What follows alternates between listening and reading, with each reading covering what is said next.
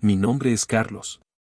Tengo 41 años y antes pensaba que si trabajabas duro, eras leal y cuidabas de tu familia, ellos te apoyarían. Esa creencia se esfumó en el instante en que vi las palabras en mi pastel de cumpleaños. Pero, mejor empiezo desde el principio. De cuando todavía pensaba que las cosas pequeñas importaban. No soy llamativo. Nunca lo he sido.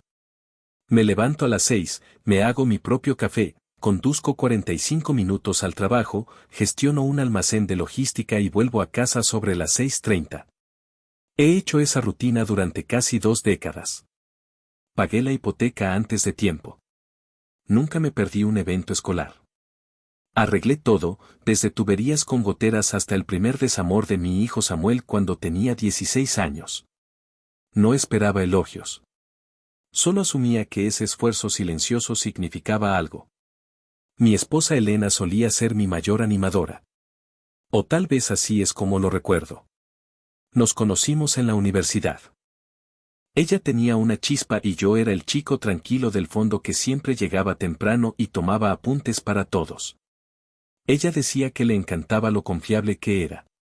Con el tiempo, esa etiqueta de confiable empezó a sonar más como aburrido.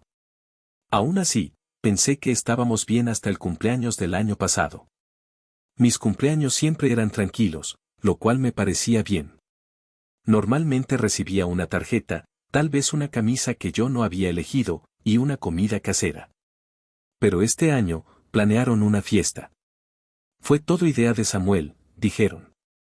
Llegué a casa y vi globos pegados torpemente al ventilador de techo, un montón de aperitivos comprados en la tienda metidos en cuencos que no combinaban y una pancarta escrita a medias que decía, «Feliz cumpleaños, Carlos». Como si fuera un vecino al que apenas conocían. Aún así, sonreí, lo tomé con calma. Elena me llevó a la mesa del comedor donde estaba el pastel. Fudge de chocolate, mi favorito. Excepto que este no decía feliz cumpleaños o te queremos o nada remotamente normal. Decía, con glaseado rojo grueso y torpe, felicidades por ser mediocre. Al principio, pensé que era una broma. Ya sabes, ese humor negro e irónico que le gusta a algunas personas. Pero entonces Samuel levantó su teléfono, grabando mi reacción. Elena se rió. Vamos, es divertido. Siempre estás diciendo que eres solo promedio. Yo nunca dije eso, ni una sola vez. Pero ellos siguieron con eso, gritando y vociferando como si me estuvieran haciendo un roast en un club de comedia.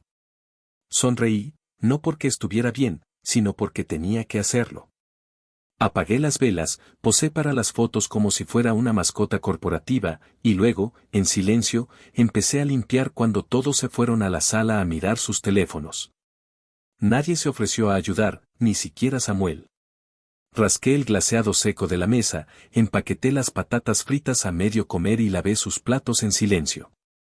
El único sonido era la risa distante del teléfono de Elena mientras volvía a ver el video, riendo como si fuera comedia de primera hora. Nadie notó que no dije una sola palabra el resto de la noche. Los días siguientes fueron borrosos. No discutí, no confronté. Solo observé, como si estuviera fuera de mi propia vida, haciendo inventario. Noté cómo Elena no había trabajado en más de 6 años, pero seguía comprando como si tuviéramos fondos ilimitados. Como Samuel tenía una laptop nueva, una silla gamer y una paga lo suficientemente grande como para cubrir la cuota de un coche. Como yo pagaba cada factura, cada suscripción, cada pequeño lujo sin preguntar. Había sido el motor que silenciosamente hacía funcionar todo el espectáculo y habían empezado a tratarme como un mueble, confiable, inmóvil, dado por sentado. Ese lunes, revisé nuestras cuentas conjuntas. Teníamos 3, 2 de ahorros, una de cheques. Las abrí todas. Me quedé mirando los números. Luego me quedé mirando más tiempo el historial de gastos. Elena había gastado más de 900 euros esa semana solo en velas, sérums faciales, basura aleatoria de Etsy y otra caja de suscripción de autocuidado más. Samuel se había gastado 300 euros en microtransacciones de juegos. Lo rastreé todo mes tras mes, año tras año. Me golpeó como un tren de carga. Estaba financiando un estilo de vida que no tenía espacio para mí. Así que, hice un plan. No me enfurecí. No grité. Simplemente empecé a prepararme. Abrí una cuenta de cheques privada solo a mi nombre. Redirigí mi cheque de pago. Solicité un pequeño trastero en el otro lado de la ciudad. Empecé a reunir documentos importantes, certificados de nacimiento, mi tarjeta de la seguridad social, pasaportes. Cada noche, salía a caminar, pero en realidad estaba sacando cajas de objetos personales de la casa, una por una. Fotos viejas, herramientas, incluso algunos objetos de valor de mi padre que a Elena nunca le importaron. Nadie se dio cuenta. Estaban demasiado ocupados viviendo la vida que yo pagaba. También dejé de pagar las pequeñas cosas en silencio. La membresía del gimnasio de Elena fue cancelada. Netflix, Spotify, PSN de Samuel, todo se fue. Incluso bajé la velocidad de Internet. Cuando Elena preguntó por qué la velocidad estaba fallando, me encogí de hombros y dije, debe ser el router. Gruñeron, pero no insistieron. Supongo que cuando tratas a alguien como un fantasma, no notas cuando realmente empieza a desaparecer. La pieza final fue la cuenta conjunta. Había dejado lo suficiente allí para mantener las apariencias, pero eso cambió un martes por la mañana. El día exacto en que reservé un alquiler temporal usando mi nueva cuenta, firmé el contrato de arrendamiento y confirmé el depósito final del cheque de pago. Esperé hasta que Elena se fue a su brunch semanal y Samuel estaba en la escuela. Luego vacié la cuenta conjunta por completo. Todo. Cada céntimo a mi nombre. Una hora más tarde, me eliminé de cada aplicación compartida, deshabilité las tarjetas de crédito familiares y eliminé mi inicio de sesión de cada dispositivo doméstico inteligente. Mi teléfono vibró una vez, luego dos, luego sin parar. 37 llamadas perdidas, todas de Elena. Algunos mensajes de voz, luego textos, uno tras otro. ¿Qué hiciste? Carlos, llámame ahora. Vaciaste todo. Luego vino la andanada en mayúsculas, las cadenas de signos de interrogación y finalmente la videollamada que dejé sonar mientras me sentaba tranquilamente en la cocina de mi alquiler, bebiendo café de una taza astillada que había traído de casa, solo, en paz, y finalmente en silencio. Pero esa ni siquiera fue la parte dramática. Todavía no, porque Elena no había visto lo que venía después. Para cuando llegué al mensaje de voz número 12, Elena había perdido por completo cualquier sentido de calma que le quedara. No tienes idea de lo que has hecho, espetó en uno de los mensajes, su voz temblaba, no de tristeza, sino de furia. Arruinaste todo, Carlos. Tengo facturas que vencen mañana. ¿Qué se supone que haga? Eso me hizo detenerme. Arruinaste todo. No hablemos.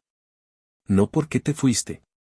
Ni siquiera un atisbo de preocupación por mí, el hombre que acababa de humillar públicamente con un pastel que lo llamaba mediocre frente a su propio hijo.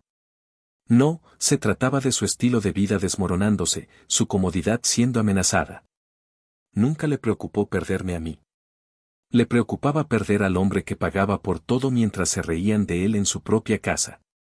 Más tarde esa noche, recibí un mensaje de Samuel. Papá, mamá está histérica. ¿Qué está pasando? Me quedé mirándolo. Samuel, que ni siquiera me había mirado a los ojos en mi cumpleaños, que pensó que era gracioso grabarme mientras la broma del pastel caía como una bofetada en la cara, que ni una sola vez se había ofrecido a ayudarme a limpiar. Probablemente era la primera vez que me enviaba un mensaje de texto sin pedir dinero. Escribí algo, lo borré, pensé por un momento, luego escribí, pregúntale a ella. No dije nada más. Quería que pensara. Quería que hiciera preguntas reales, no solo que repitiera lo que Elena estaba vomitando. Pero tenía el presentimiento de que sabía cómo iba a ir esto. Al día siguiente, un amigo en común, Iván del trabajo, que conocía tanto a Elena como a mí, llamó. Dejé que saltara al buzón de voz, pero lo reproduje por curiosidad. Oye, hombre, no estoy seguro de lo que está pasando, pero Elena apareció en la oficina esta mañana. Estaba llorando y diciendo que abandonaste a tu familia y vaciaste las cuentas. Solo quería saber cómo estás. ¿Estás bien? Casi me reí. ¿Abandonado? Yo no los abandoné. Solo dejé de ser su rehén financiero. Unas horas más tarde, inicié sesión en el correo electrónico conjunto. Todavía técnicamente lo compartíamos. Todavía no me había eliminado de él, y gracias a Dios que no lo hice. Elena ya había empezado a enviar mensajes a los abogados. Encontré uno con el asunto urgente abuso financiero del cónyuge. Hice clic en él. Lo leí. Mis manos se apretaron un poco. No porque tuviera miedo, sino porque las mentiras se vertían como veneno. Tiene un historial de negligencia emocional, control financiero, se niega a proporcionar acceso a recursos compartidos. Se pintó a sí misma como la víctima, afirmaba que yo era el manipulador, que yo controlaba el dinero. Ni mención de la tarjeta de crédito de 5 cifras que acumuló a mi nombre. Ni mención de los retiros de spa, los brunch sin fondo, el bolso de 1.000 euros por el que nunca me dio las gracias. Ni mención de haber cubierto yo solo la hipoteca, la comida y los servicios públicos durante 17 años mientras ella perseguía sus sueños y ni una sola vez aportó un céntimo. Me quedé mirando la pantalla durante un rato. La rabia intentó subir por mi garganta, pero la tragué. Ese era su juego, manipulación emocional, campañas de desprestigio, victimismo.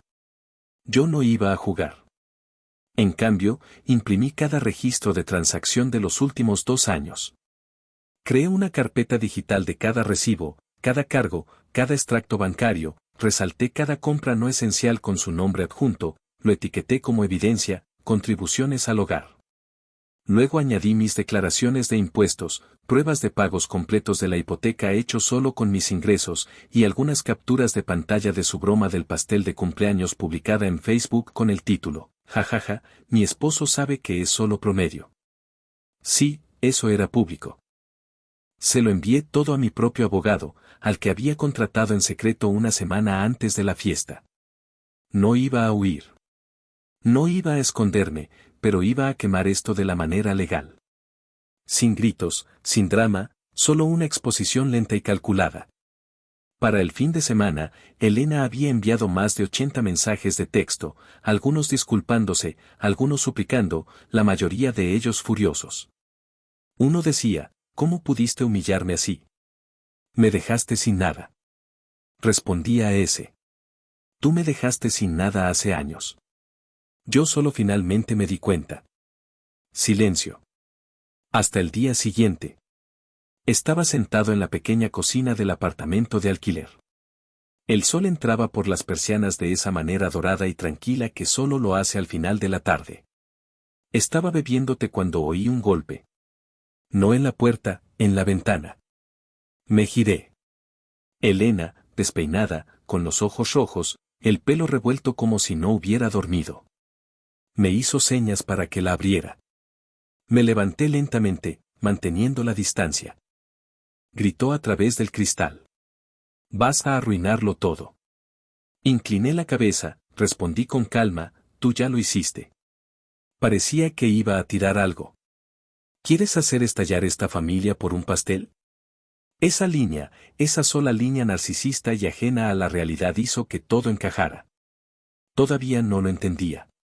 No fue el pastel, dije a través de la ventana. Fue lo que vino antes y lo que nunca vino después. Respeto, amabilidad, gratitud. No puedes burlarte de alguien y esperar lealtad. Quieres un proveedor, no un compañero. Yo solo dejé de solicitar el trabajo. Cerré la cortina. Golpeó una vez en la ventana, luego otra vez, y luego se alejó furiosa por las escaleras, sus tacones resonando con cada pisotón furioso. No la vi irse. Volví a mi té. Esa noche, Samuel finalmente llamó. Su voz era tranquila. Nerviosa. Papá, preguntó, ¿de verdad te has ido? No, dije. Solo que ya no soy invisible. Y entonces le conté todo. No con ira. No para ponerlo en contra de ella. Solo la verdad. Lo que yo pagué. Lo que ella escondió, lo que ella retorció. Estuvo en silencio durante mucho tiempo. Luego dijo, creo que lo sabía, pero no quería admitirlo. Lo sé, respondí. No tienes que elegir entre nosotros, pero sí tienes que abrir los ojos. No dijo mucho más. Pero ese domingo, apareció en el alquiler con una bolsa y lágrimas en los ojos, y ahí es cuando empezó la verdadera tormenta. Cuando Samuel entró en el apartamento de alquiler, parecía más pequeño de lo que recordaba. No físicamente. Ahora es más alto que yo, 17, y ya tiene la constitución de un jugador de fútbol americano. Pero había algo en su postura. Hombros caídos, ojos mirando alrededor del modesto espacio como si no estuviera seguro de si pertenecía allí, como un niño que de repente se da cuenta de que su red de seguridad tiene agujeros. Se quedó allí torpemente, agarrando las correas de su bolsa de lona hasta que suavemente le dije, ¿tienes hambre? Asintió. No tenía mucho. Solo algunos sándwiches que hice antes y una olla de chili que había estado cocinando a fuego lento toda la semana. Sin comidas lujosas, sin bolsas de comida para llevar esparcidas en la encimera, solo comida sencilla hecha con manos silenciosas. Comió 2 tazones sin decir una palabra. Me senté frente a él, bebiendo agua, dejando que el silencio se extendiera. No incómodo, solo real. Y tal vez por primera vez en mucho tiempo, eso fue suficiente. Finalmente, levantó la vista y preguntó, ¿de verdad no vas a volver? Me recliné en mi silla, exhalé por la nariz. No estoy seguro todavía, dije honestamente. Pero no voy a volver a ser tratado como si no importara. Miró hacia la mesa. Ella dijo que vaciaste su cuenta solo para castigarla. Negué con la cabeza lentamente. No toqué su cuenta, solo la conjunta, la que yo llené, la que ella vació. Esa parte pareció golpearle. Frunció el ceño, luego asintió, pero no dijo nada más. Vimos una película esa noche, una vieja comedia que solíamos amar cuando tenía 10 años. Se sintió extraño, familiar, pero distante, como ponerse un viejo suéter que ya no te queda del todo, pero era nuestro. Y cuando se rió de las mismas líneas que solía citar de niño, sentí que algo se aflojaba en mi pecho por primera vez en semanas. Se quedó a dormir, durmió en el sofá cama. Por la mañana, lo llevé a la escuela. Pero cuando volví, esa paz se hizo añicos. En mi puerta principal, pegada torpemente, había una carta impresa. Sin sobre, solo texto en negrita en la parte superior, se le notifica por la presente. Elena había solicitado manutención conyugal de emergencia, alegando abandono, represalias económicas y esto realmente me hizo reír a carcajadas, angustia emocional intencional. Estaba tratando de atacar rápido, ganarme la partida, hacerse la víctima en el papel, esperando que yo me rindiera como siempre lo había hecho, pero yo estaba listo. Llevé la carta adentro, la escaneé y se la envié a mi abogado con el asunto, está haciendo su movimiento. Me llamó en 1 hora. Está quemando la tierra, dijo. Está tratando de enmarcar esto como si simplemente hubieras desaparecido y la hubieras dejado a ella y al niño en la indigencia. Le dije que Samuel estaba conmigo. Hubo una pausa. Luego dijo, eso lo cambia todo. Me ayudó a presentar una respuesta formal. Adjuntamos los extractos bancarios, las publicaciones en las redes sociales, incluso una declaración jurada de Samuel si llegaba a eso, aunque no quería arrastrarlo más a esto a menos que fuera absolutamente necesario. Esa noche, recibí un nuevo correo electrónico de Elena. Sin saludo, sin puntuación, solo una pared de texto frenético, enojado, apenas coherente. ¿Crees que puedes simplemente quitarme a mi hijo, mi dinero, mi vida? Estás enfermo. Necesitas ayuda. ¿Estás destruyendo a tu propia familia para qué? Porque no puedes aguantar una broma. Eres patético. Esto no terminará bien para ti. No respondí, pero lo guardé. Hice una captura de pantalla, se la envié a mi abogado. 2 días después, Elena apareció en la escuela de Samuel. Recibí una llamada de la oficina. Está aquí exigiendo que lo saque. La recepcionista dijo, susurrando como si estuviera asustada, está pidiendo quedarse contigo. Dice que está gritando. Dejé todo y conduje directamente allí. Cuando entré, Samuel estaba sentado en la oficina principal, con los brazos cruzados, el rostro pálido pero firme. Elena estaba caminando cerca de la puerta, discutiendo con la directora, que parecía lamentar cada decisión de vida que la había llevado a ese momento. Cuando Elena me vio, su rostro se torció. Tú, Siseo. Esto es tu culpa. La ignoré. Caminé directamente hacia Samuel. ¿Estás bien?, pregunté. Asintió. Quiero volver contigo. La directora me miró. Técnicamente todavía es menor de edad. Lo sé, dije. Pero tengo el papeleo de la tutela temporal pendiente. Su declaración está incluida. Elena se abalanzó hacia adelante. Es mi hijo. No puedes robártelo solo porque estás teniendo una crisis de la mediana edad. Esa palabra otra vez, robar. Lo dijo como si fuera un extraño. Como si no lo hubiera criado. Pagado por cada comida, cada lección, cada rodilla raspada y cada viaje nocturno a la casa de un amigo. Como si no me hubiera sentado con él a hacer la tarea de matemáticas y los recitales de música mientras ella pasaba fines de semana enteros desconectando en retiros de yoga.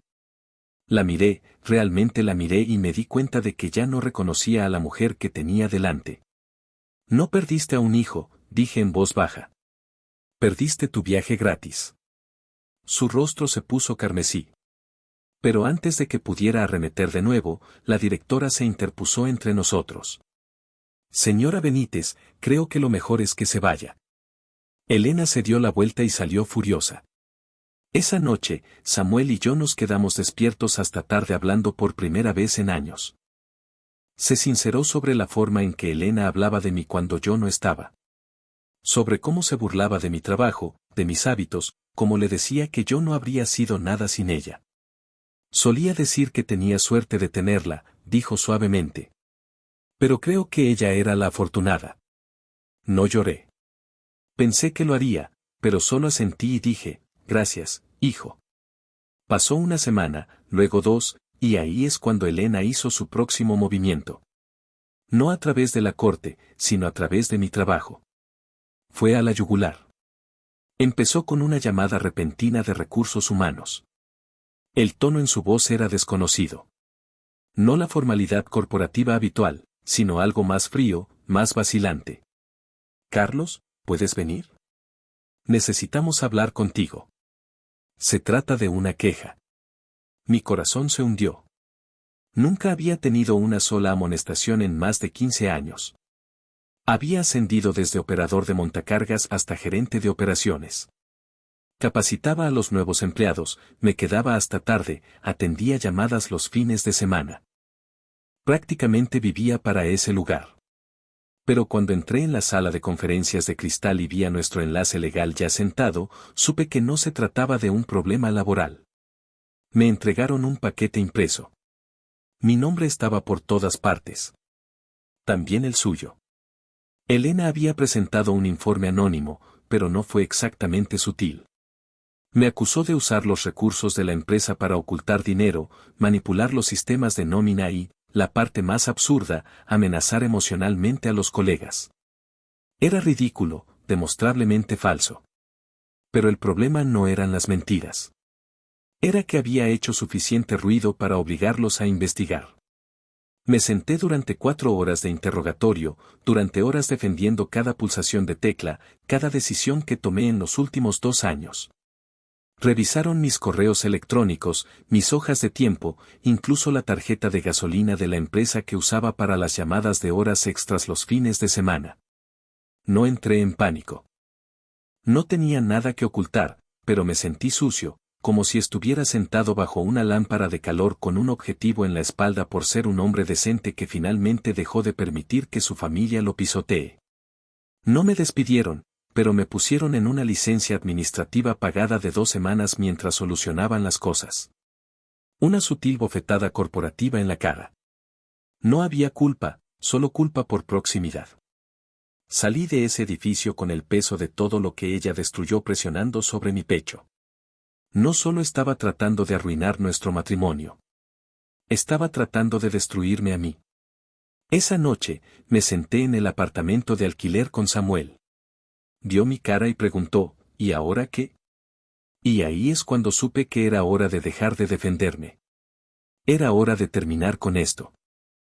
A la mañana siguiente, me reuní con mi abogado y le di el visto bueno para una contrademanda completa, solicitud de divorcio, moción de custodia y una demanda civil por difamación e interferencia maliciosa con el empleo. Levantó una ceja cuando añadí la última parte. ¿Hablas en serio?, preguntó. Asentí. Ella ha convertido esto en una guerra. Yo solo finalmente estoy apareciendo para luchar. Durante las siguientes 6 semanas, todo se desenredó, y no para mí. Cuando Elena recibió los documentos, se puso histérica. Llamó más de 30 veces en un día, la mayoría de ellos mensajes de voz gritando, alternando entre amenazas y lágrimas. No contesté ni una sola vez, no por rencor, sino porque cualquier cosa que tuviera que decir podía pasar por mi abogado. Trató de jugar la carta de madre amorosa ante la corte, diciendo que Samuel había sido lavado el cerebro por mí, que estaba simplemente confundido. Pero el juez no se conmovió, especialmente cuando Samuel testificó con calma bajo juramento sobre su comportamiento.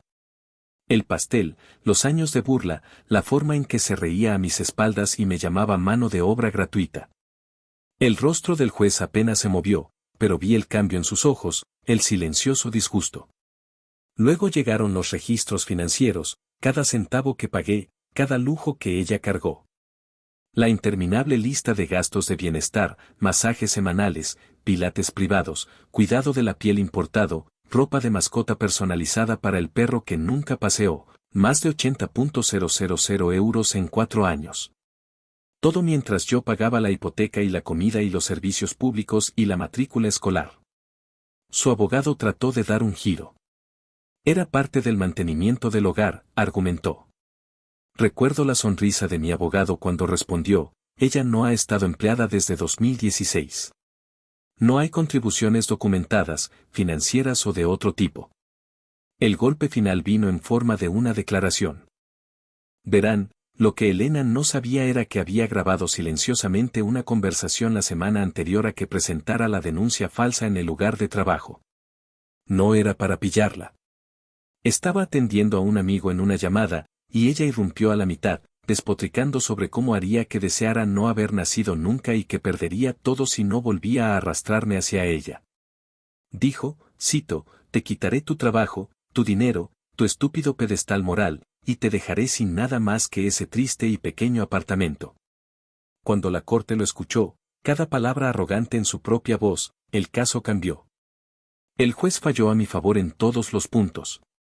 El divorcio se finalizó en un mes. Se me concedió la custodia completa de Samuel y Elena recibió visitas supervisadas hasta que se sometiera a terapia. En cuanto al trabajo, la investigación me exoneró por completo. Recursos Humanos incluso ofreció una carta formal de disculpa, aunque fueron demasiado cobardes para decírmelo en la cara. Aún así, rechacé su oferta de regresar. No quería volver a un lugar que permitió que su veneno persistiera tanto tiempo sin control. En cambio, empecé algo nuevo. Tomé una indemnización por despido y usé los ahorros que había construido en silencio, la cuenta separada, la inversión que ella nunca supo.